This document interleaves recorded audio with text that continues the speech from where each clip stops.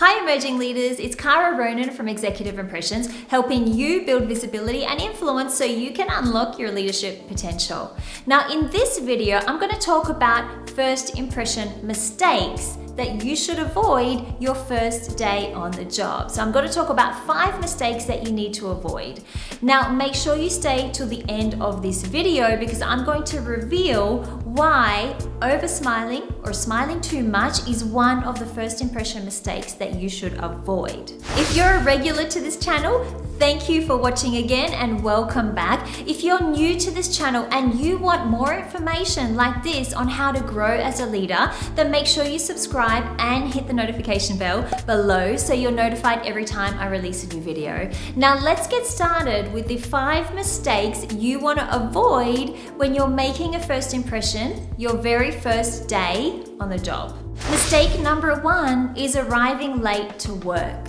Now this is a surefire way to make a bad first impression. Because before you've even arrived at work, people have already decided that you're unreliable and that you don't care about your job. This is not a good first impression to make your first day on the job. If you want to make a good first impression your very first day at work, then make sure you arrive on time. Even if that means you have to wait in your car or in the lobby of the office building for 15 or even 20 minutes before you go up into the office. So don't ruin your first impression by arriving late to work. Make sure that you arrive on time. Mistake number 2 is not introducing yourself. So you work for a company, which means you work with people. It's basic human courtesy to introduce yourself to those people who are going to be your new co-workers and your new team members. Now, if you don't introduce yourself to those people because you are introverted or because you're a bit daunted by it, what it's going to tell them is 3 things. First is that you're not a team player. Second, you don't want to build relationships with them. And third, you're not going to be good with clients and customers. This isn't going to lead to a good first impression. Not introducing yourself also puts into question your ability to advance and progress as a leader.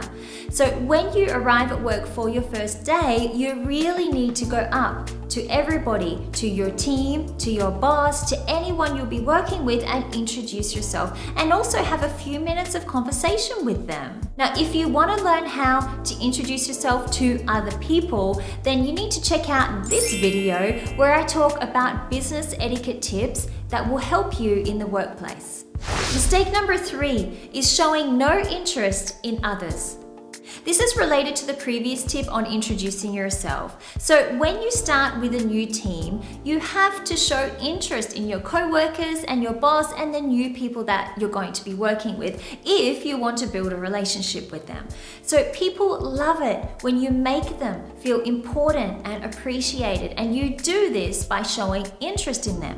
Now, in a professional environment, how do you do this? Well, it's simple. You ask them about their job. What are they working on? What are they most interested in? What do they enjoy doing? If you want to learn more about showing interest in your co-workers when you start a new job, then head over to this video up on the screen where I talk about first impressions and how to make a good first impression with your co-workers when you start a new job. Mistake number 4 is a bad handshake. A bad handshake can leave people with a number of negative feelings about you. They can think that you are not confident, that you don't care about the job, or that you don't care about them.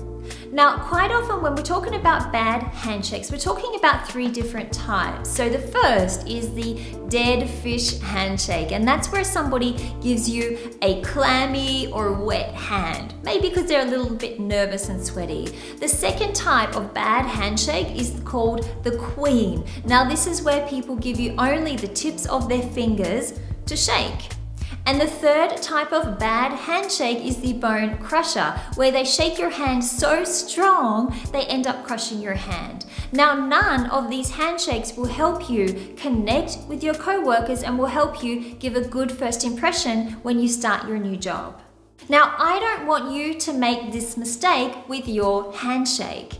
Handshakes are incredibly important in business, and they do impact tremendously the first impression that other people are going to make of you.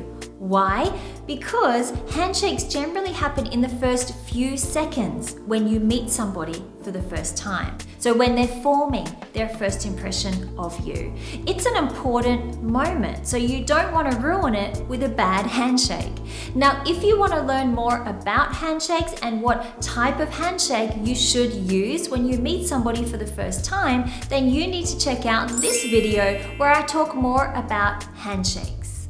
And mistake number 5 is not smiling. Now, smiling is incredibly important when you're making a first impression of somebody. It conveys to the other person that you're open, that you're friendly, and that you're approachable, which is what you want other people to think about you when you start working with them in a team. And you get them to think all of these things about you simply by smiling. But I will make a caveat here, and this is something I referred to at the beginning of this video. You don't want to smile too much. Why? Because it can make you look like a people pleaser. It can make you look over-friendly. And if people think this of you, then they may also think that you are a pushover. And this isn't the image you want to convey to other people you work with, especially if you want to make the impression that you are a leader. So make sure you smile. It's important to smile, but try not to smile too much. And also combine this with confident body language, because that will help you project that confidence that you need to project as a leader. If you want to check out and learn more about confident body language, then check out this video on confident body language in the workplace. And I will link to it below as well. Well, there you have it. 5 mistakes you should avoid if you want to make a good first impression in business. Now, let me know in the comments below, which mistake are you prone to making? I hope you enjoyed this video. If you did like this video, then hit the like button below. Make sure you subscribe and hit the notification bell so you can see future videos like this one, and share it with your colleagues and friends, because remember, it can help them too. Thank you so much for watching, and I will see you in the next video.